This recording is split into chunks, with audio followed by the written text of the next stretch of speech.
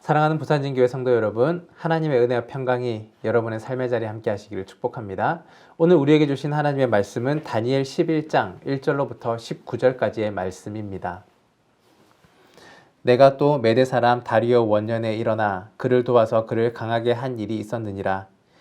이제 내가 참된 것을 내게 보이리라. 보라, 바사에서 또 새 왕들이 일어날 것이요 그 후에 넷째는 그들보다 심히 부유할 것이며 그가 그 부유함으로 강하여 진 후에는 모든 사람을 충동하여 헬라 왕국을 칠 것이며 장차 한 능력 있는 왕이 일어나서 큰 권세로 다스리며 자기 마음대로 행하리라.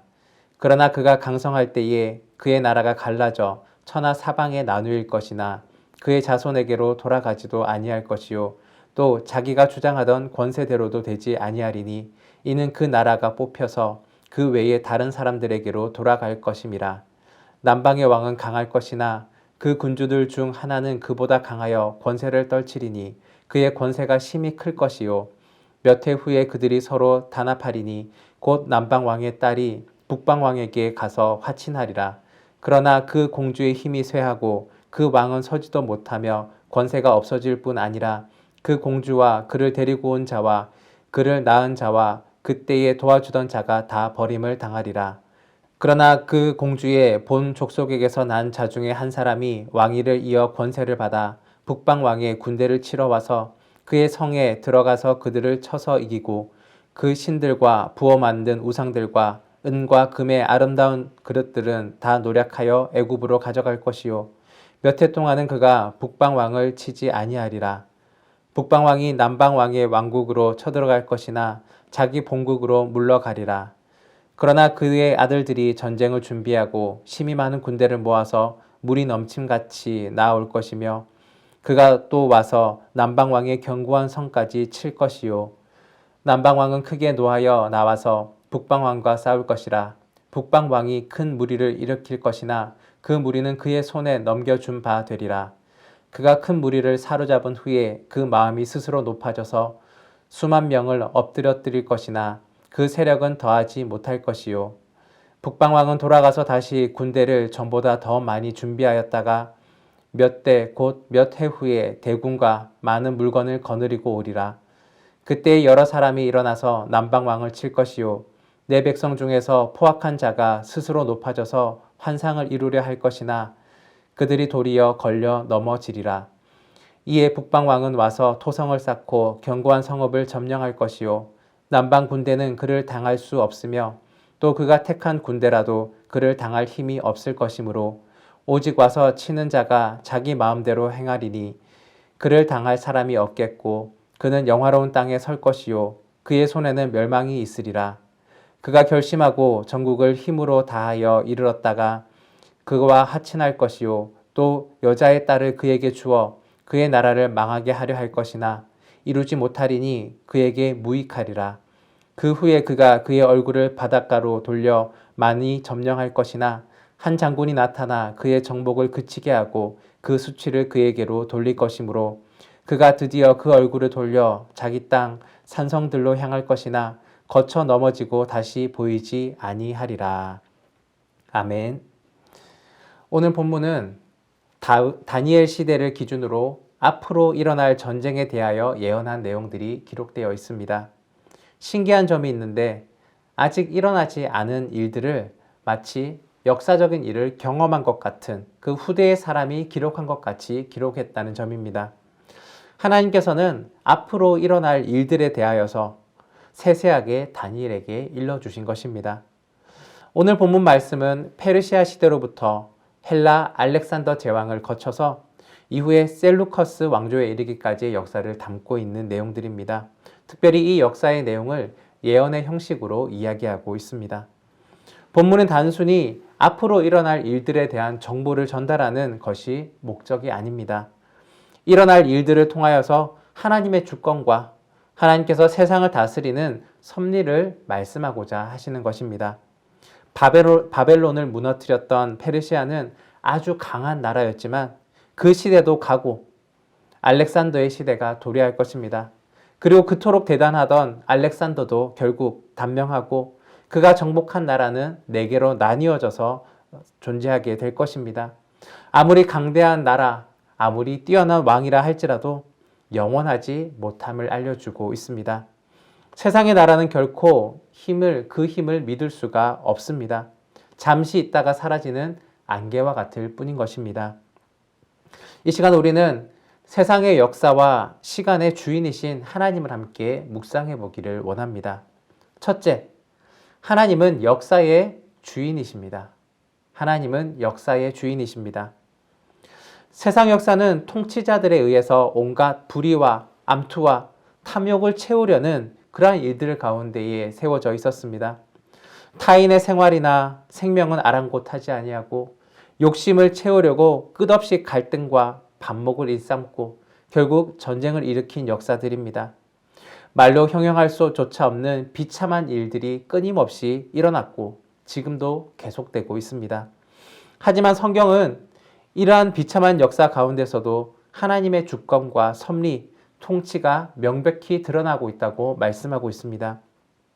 비록 수많은 왕들과 나라들이 세워지고 몰락하면서 인간의 의지대로 역사를 이끌어 가려고 하는 것 같이 보인다 할지라도 결국에 하나님께서 거기에 역사하심으로 개입하심으로써 모든 역사는 하나님의 계획대로 이루어지고 있다는 것입니다. 영어 단어로 역사는 히스토리라는 단어를 사용합니다. 히스토리의 히즈, 그의라는 단어와 스토리, 이야기라는 단어가 합쳐진 그런 합성어인데 그의 이야기, 이것이 바로 역사입니다. 바로 하나님의 이야기가 역사라는 것입니다. 역사를 보면 하나님의 섭리를 깨닫게 됩니다. 역사의 무대 위에 인간의 뜻이 전면적으로 등장하는 것 같아 보이지만 결국 그 일을 이루시는 것은 하나님이시기 때문입니다. 오늘 본문에는 그러나라는 접속사가 많이 등장합니다. 그러나. 이 그러나라는 말은 이 그러나 이전의 내용과 이후의 내용이 다르다는 것입니다. 인간이 세운 뜻과 인간의 계획대로 일을 진행하려고 이 역사를 이루어가려고 노력하지만 그러나 하나님께서는 그것과 다른 결말을 이루어 주십니다. 왜냐하면 역사의 주인공은 인간이 아니라 하나님이시기 때문입니다. 여러분, 역사를 되짚어보면 예언의 말씀, 특별히 하나님의 말씀이 이루어지고 있다는 것을 느끼게 됩니다. 그리고 앞으로 펼쳐질 역사도 마찬가지입니다. 하나님께서 모든 것들을 주관하시고 하나님의 계획 가운데 이루어 가십니다. 그렇게 우리는 큰 소망이 있습니다. 우리의 눈앞에 있는 현실이 아니라 앞으로 마무리될 일들, 또한 앞으로 하나님께서 여실 일들을 바라보는 소망을 가지게 되는 것입니다. 마침내 하나님 나라가 우리 앞에 도래할 것입니다. 우리는 그러한 역사를 기다리는 사람들입니다. 둘째, 하나님은 시간의 주인이십니다. 하나님은 시간의 주인이십니다.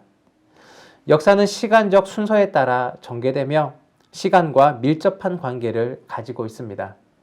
오늘 본문에 기록된 내용들은 기원전 6세기 중반부터 2세기 중반까지의 약 400년간의 역사를 기록하고 있습니다.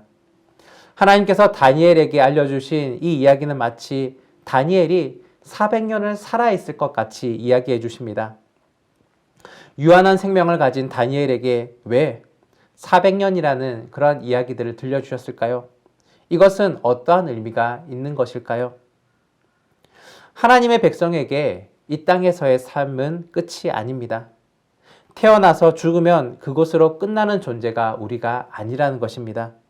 하나님의 백성은 하나님의 나라에서 영원한 생명을 누리게 될 존재들입니다. 그래서 하나님은 그분의 백성에게 이 세상을 이끌어가는 이야기들을 이야기하십니다. 그리고 앞으로 임하게 될 세상의 마지막 날을 우리에게 알게 하십니다. 그날은 영원한 하나님의 나라가 임하고 온전한 하나님의 통치가 이루어질 것입니다. 그리고 우리에게는 영원한 삶이 이어지게 될 것입니다. 그렇기에 하나님의 백성은 하나님의 시간에 대한 통찰력을 가지고 있어야 합니다. 하나님은 하나님의 시간을 알려주시기 위해서 이 땅에 유한한 생명을 살아가고 있는 다니엘에게 앞으로 일어날 400년간의 이야기들을 들려주신 것입니다. 결국 시간의 주인공인 하나님, 그 하나님께서는 그분의 백성에게 자신의 이야기를 들려주신 것입니다. 인간의 사고와 인식은 흘러가는 시간적인 개념 가운데 들어 있습니다. 하지만 하나님의 시간은 우리와는 다릅니다. 베드로후서 3장 8절에 기록된 말씀입니다.